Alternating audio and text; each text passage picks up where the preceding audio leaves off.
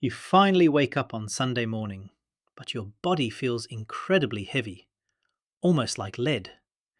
Your head is pounding, your jaw is locked tight, and your brain is drowning in an inescapable fog. You did not touch a single drop of alcohol last night. You were simply at a normal party. The world calls this being antisocial, fragile, or exceptionally lazy.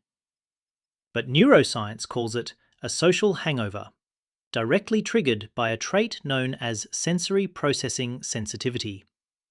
You are experiencing massive biological overdraw. I am going to show you exactly why this perceived glitch is actually your greatest hidden advantage. We are going to break down the exact biological mechanism behind your exhaustion and why society has been judging you entirely wrong. Think about the drive home from that crowded event last night. You probably stared out the window in complete silence. Maybe you even sat in your dark driveway for 20 minutes before going inside, just letting the absolute quiet wash over you. The exhaustion feels so deep it is literally aching in your bones. Friends might tease you for needing a whole weekend to recover from a simple 3-hour dinner. They tell you to just push through it, to build a thicker skin, to stop being so terribly sensitive. But what they do not understand is that your nervous system just ran an absolute marathon while theirs took a casual stroll. Your brain requires different maintenance. You are not lacking stamina, and you are not broken. You are processing the world in extremely high definition, and that requires a massive amount of cognitive electricity.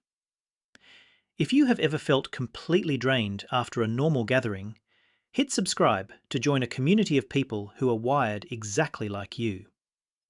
We do not do guilt here, and we never rely on toxic positivity. We look at the actual hard biology of why you function the way you do. Because the undeniable truth is, your brain is doing something incredibly complex. The fatigue you feel is the direct, measurable result of a highly active, hypervigilant neurological network that never misses a single detail. Let us start with the core architecture of your brain. Sensory processing sensitivity, often abbreviated as SPS, is a documented temperament trait found in roughly 30% of the human population. This is not a pathology or an illness. It is a profound evolutionary variance.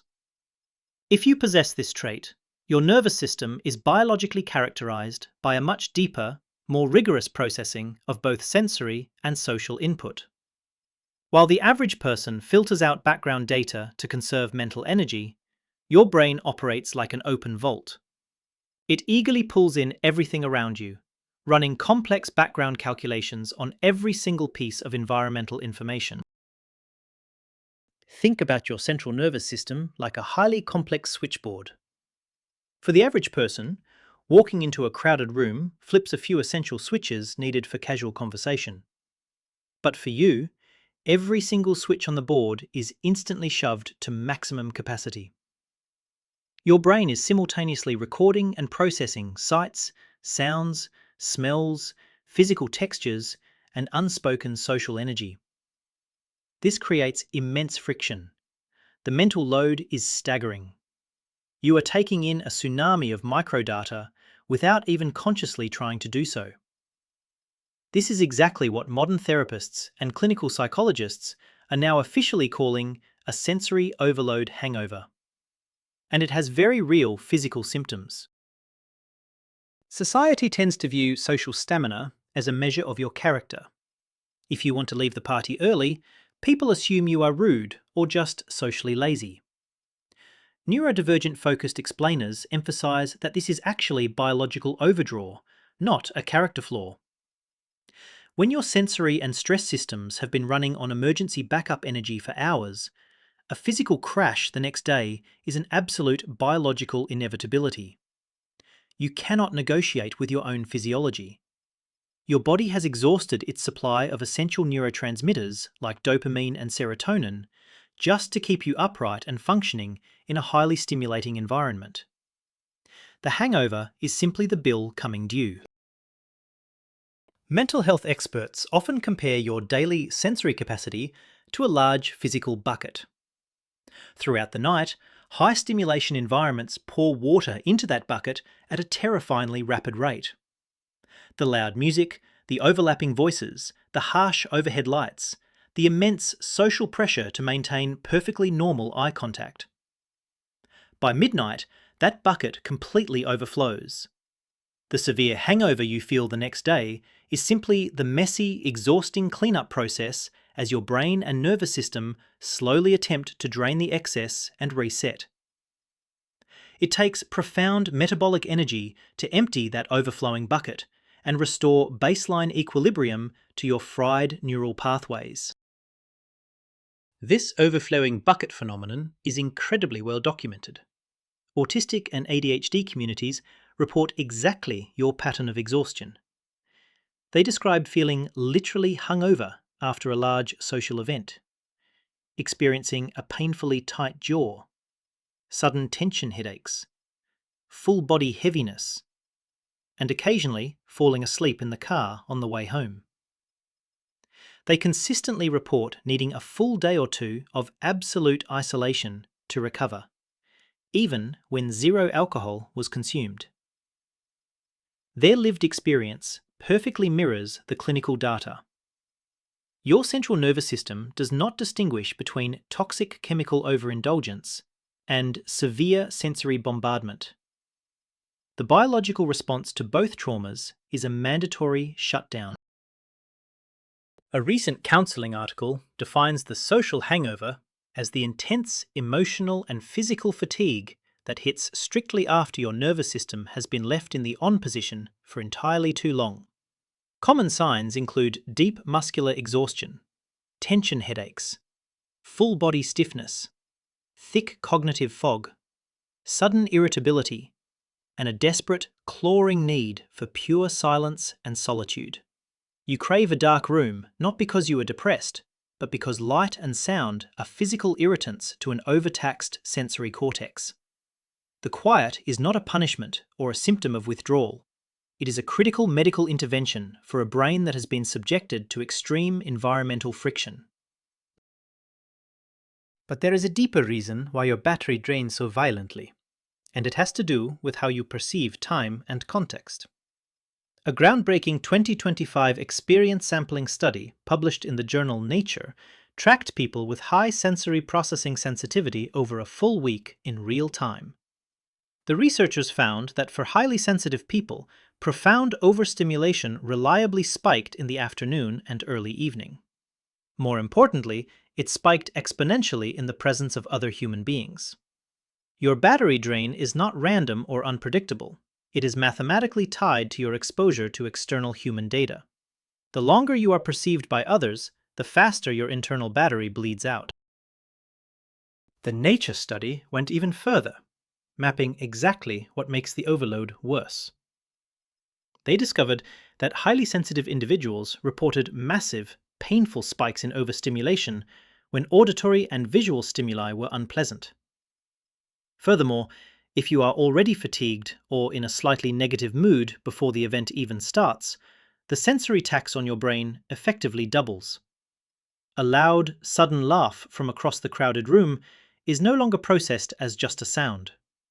Your exhausted brain perceives it as a physical strike against your nervous system. Your acoustic startle reflex becomes hypersensitized, making every dropped glass or sudden shout feel like a miniature electric shock. Let us look at exactly what your nervous system was doing at the party, while you were casually sipping water. Medical explainers highlight that sensory overload occurs when the brain takes in vastly more information than it can effectively handle across multiple senses simultaneously. Large gatherings combine intense inputs at a blistering pace. Bright lights flash, temperatures fluctuate, strong perfumes mix with the smell of food, and constant physical movement surrounds your peripheral vision. To an average brain, this is easily ignored background noise. but your sensory gating mechanisms are completely wide open. You are actively rendering every single detail of the room in high definition. Clinicians note that in highly social situations, this sensory rendering includes the constant tracking of micro-expressions and body language shifts. While your friend is telling a simple story, you are not just listening to their words, you are unconsciously monitoring the dilation of their pupils, the subtle shift in their posture, the slight change in their vocal pitch, and the reactions of the three other people standing nearby. You are calculating emotional geometry in real time. All of these competing data streams demand immediate attention from your prefrontal cortex.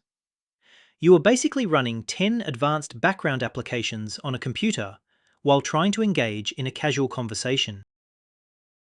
Then there is the auditory chaos. At a party, conversations constantly overlap. A less sensitive brain uses auditory exclusion to drown out the noise and focus on a single voice. But individuals with high sensory sensitivity often struggle to filter out competing frequencies. You hear the conversation behind you just as clearly as the one in front of you. Your brain is desperately trying to parse language out of pure noise, which is a massive drain on your cognitive stamina. This intense auditory processing can rapidly lead to feelings of being deeply drained, panicky, or an overwhelming urge to escape the situation entirely just to find a quiet hallway where your ears can finally rest. And we have not even discussed the stress side of the equation yet. Social stress experiments reveal a hidden biological cost to your night out. Even if you are genuinely having fun, socially evaluative situations intrinsically trigger a measurable increase in anxiety and cortisol. You are constantly being observed, evaluated, and judged, even in casual settings. In healthy individuals, cortisol typically peaks roughly 0 to 20 minutes after a stressor begins. So every time a new group walks into the room, or you are forced to mingle with strangers, your endocrine system initiates a microspike of stress hormones. Your body is biologically treating the party like a high-stakes survival event. It goes much deeper than just a simple rush of adrenaline. Clinical studies show that in highly sensitive individuals, these elevated cortisol responses to social stress are directly coupled to specific fear processing patterns in the mediotemporal regions of the brain. This indicates a highly coordinated neuroendocrine and neural response to basic human interaction. Think about what that actually implies. Your brain is utilizing the exact same fear processing hardware designed to keep you alive in a dangerous wilderness, just to successfully navigate a crowded dinner party. It is a brilliant, hypervigilant defense mechanism, but it requires a phenomenal amount of biological fuel to sustain. You may not be consciously stressed at the party. You might even enjoy the music and the company. But your physical body is still doing incredibly complex stress and attention work. You are constantly reading the room, monitoring the emotional temperature of the space, and aggressively evaluating your own social performance to ensure you fit in. This psychological masking and self-monitoring acts as a massive drain on your energy reserves. You are performing emotional labor just by existing in a crowded space. That performance costs real, measurable metabolic energy. When people tell you to just relax and be yourself, they fail to realize that for you, existing in public is an active, strenuous verb. This brings us to the agonizing Sunday crash. Why does it take a full 48 hours to feel normal again? The extended recovery timeline comes directly from how biological overload and stress actually resolve in the human body. Sensory hangover explainers strongly note that once the intense stimulation is finally removed, your system does not instantly snap back to normal. It is not a light switch. Your nervous system requires significant time to slowly drain the excess chemical activation, reboot its primary networks, and rebuild depleted energy stores. The stress hormones lingering in your bloodstream take hours to metabolize and clear out, leaving you feeling entirely hollowed out the next day. Most people think of resting as simply charging a battery. But when you have a severe social hangover, your battery is not just empty, it is completely overheated. If you plug a severely overheated phone into a charger, it will damage the hardware. The device must cool down first. The Sunday crash is the delayed settling of a nervous system that has been dangerously overclocked. You need profound cooling, not just charging. That cooling process requires sitting in a silent room, avoiding bright screens, and eliminating all incoming social data. You have to stop processing the outside world entirely before your brain will allow you to begin safely rebuilding your depleted internal energy reserves. This overheating explains the most frustrating symptom of all: waking up completely exhausted despite getting 9 hours of theoretically perfect sleep. You did the right thing. You went to bed early. You drank water. But you still wake up feeling like you were hit by a concrete truck. Experts point out that during a sensory hangover, sleep is often not restorative because your brain spent the first 4 hours of the night simply trying to calm down its aggressive neural firing rates.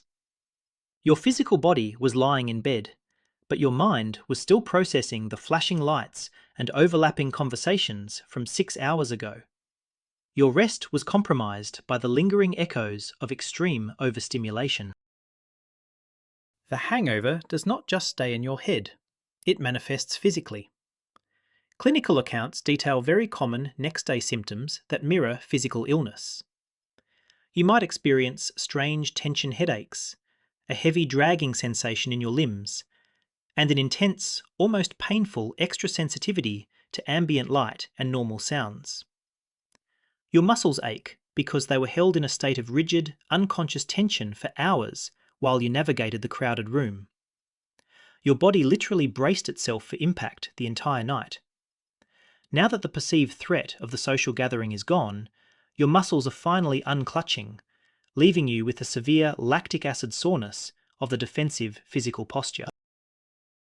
Psychologists also point out a more dangerous side effect of the crash: vastly lowered emotional resilience.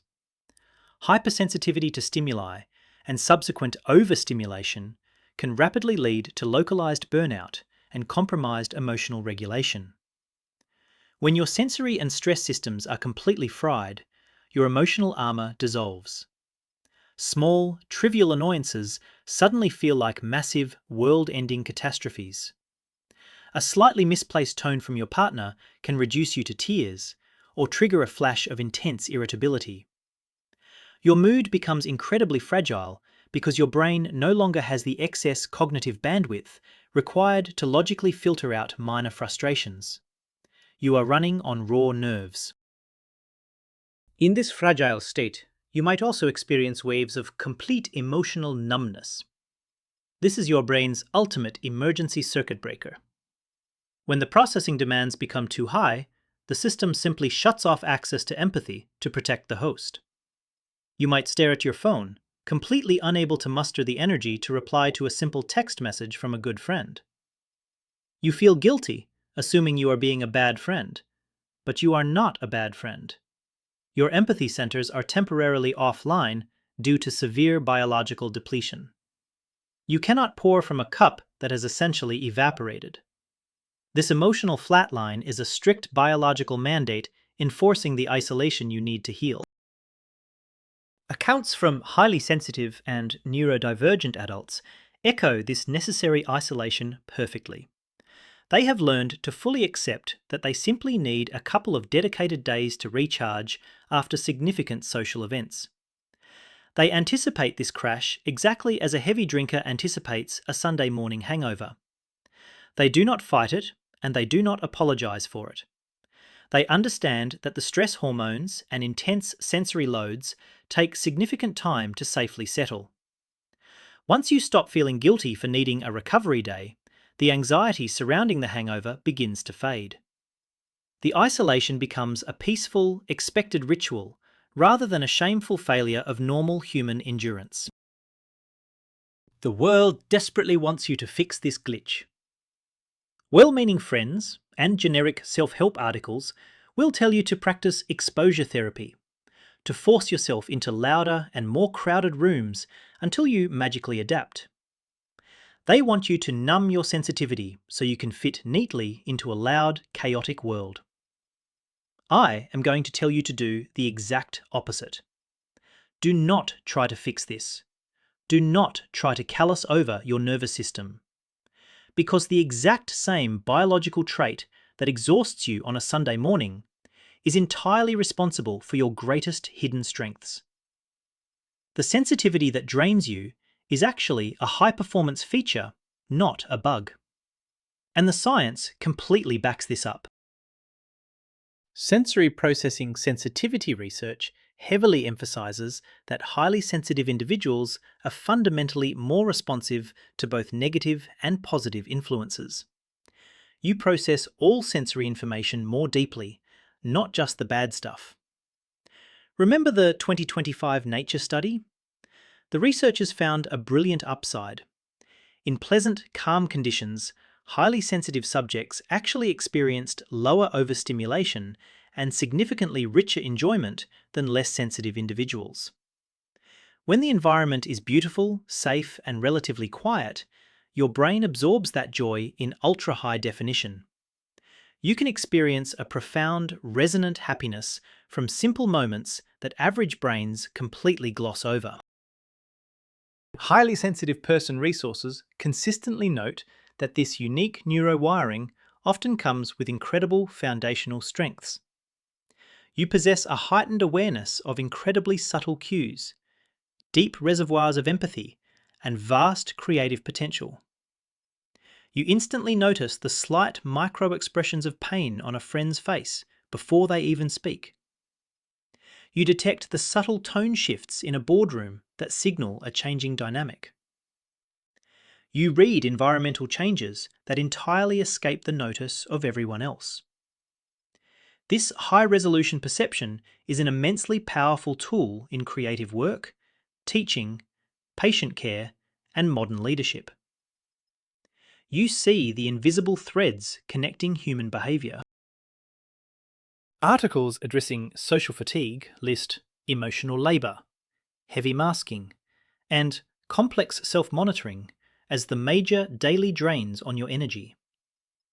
But think about what those terms actually mean in practice. You are performing massive emotional labour precisely because you have the raw biological capability to read and respond to extremely complex social signals. You can seamlessly adjust your behaviour to make others feel safe and understood. That is a rare superpower. You are effectively acting as the emotional thermostat for the entire room. It is exhausting, yes, but it is also a vital social skill that builds deep, fiercely loyal relationships. People trust you because they feel deeply seen by you. In practical, mechanical terms, your brain genuinely absorbs significantly more data per hour than the vast majority of people standing around you.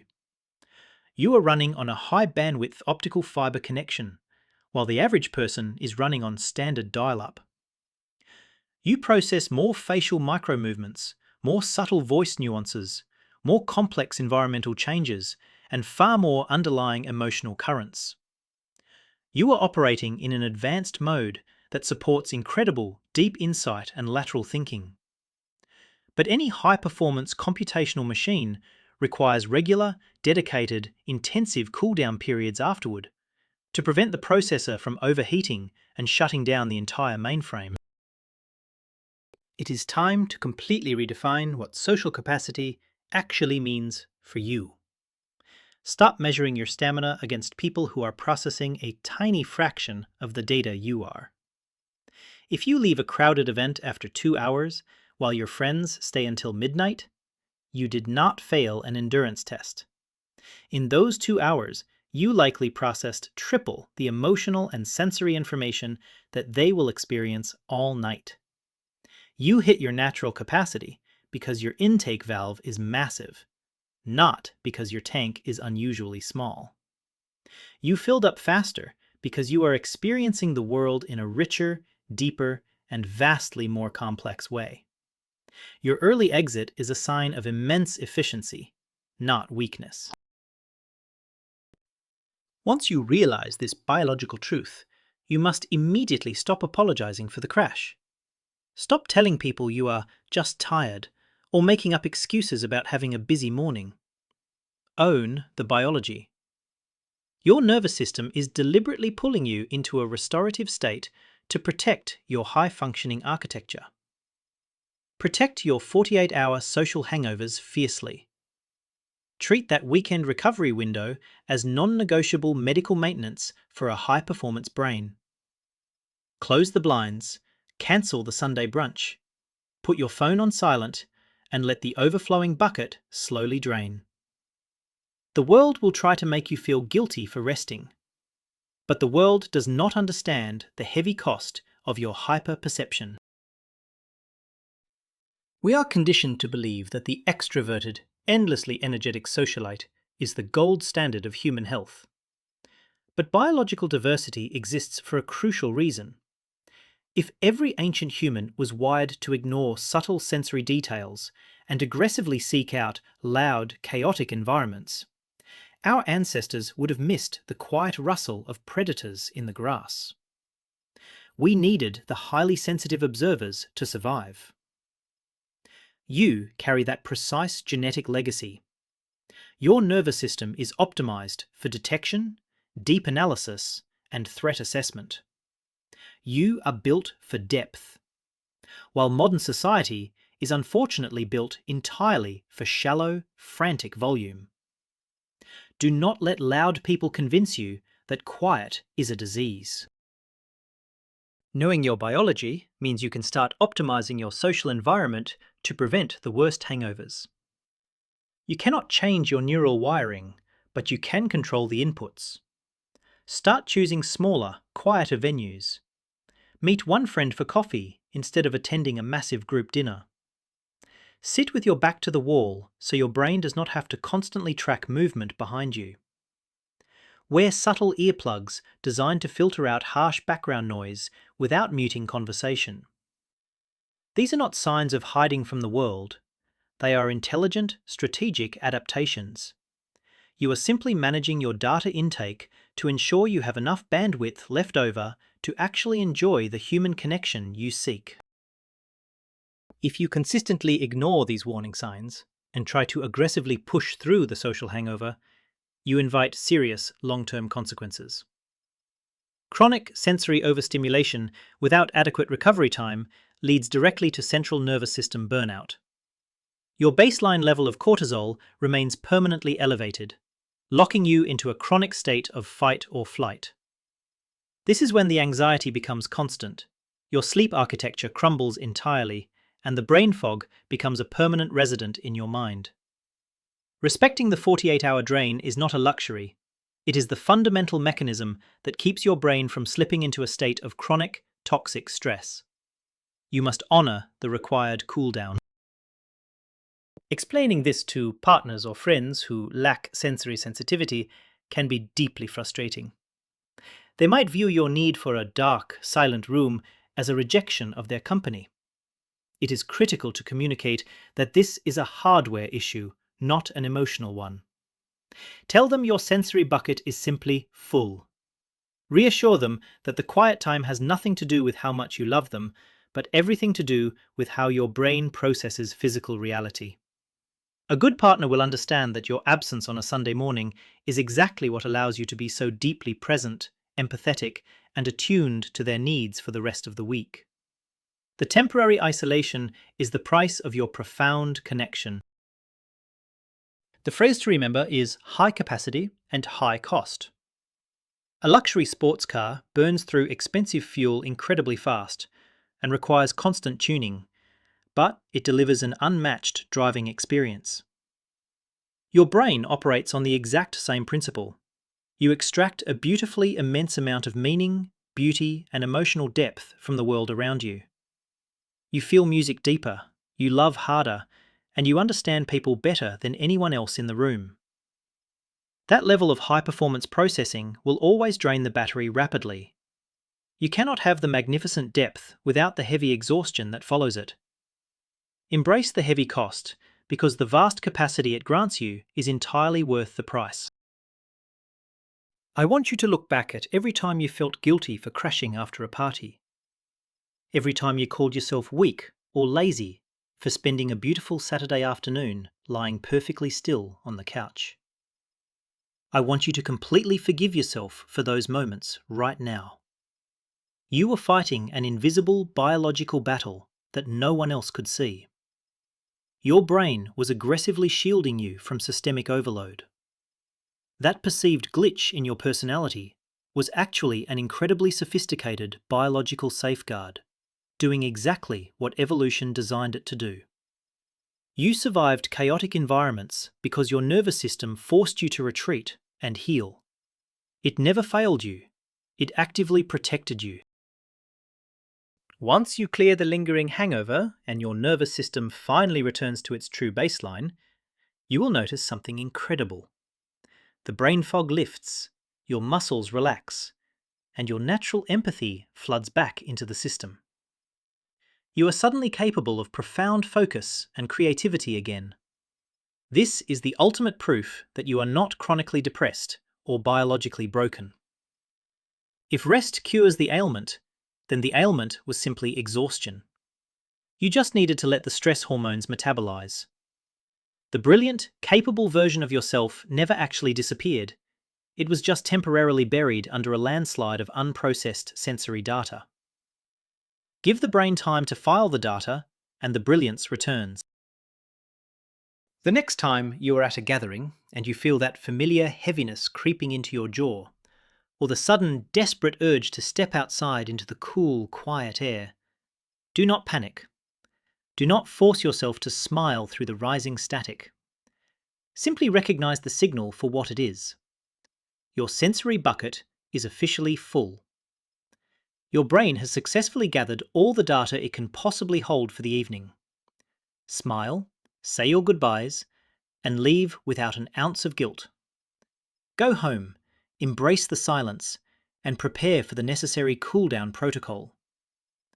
You are honoring a brilliant, highly sensitive biological system that allows you to experience the beauty of this world in absolute, stunning high definition. If this breakdown finally put a name to the invisible exhaustion you have been carrying your entire life, then you have found your exact tribe. Hit the subscribe button and join us as we explore the actual neurology behind why you feel the way you do. We strip away the societal guilt and replace it with hard biological validation. You are not fragile. You are not broken. You never were. You are just beautifully wired for incredible depth in a loud world that is completely obsessed with shallow interactions. Take your necessary days of rest. Let your overheated nervous system cool down completely. Protect your energy fiercely. Never apologize for your high-resolution mind, and I will see you in the next session.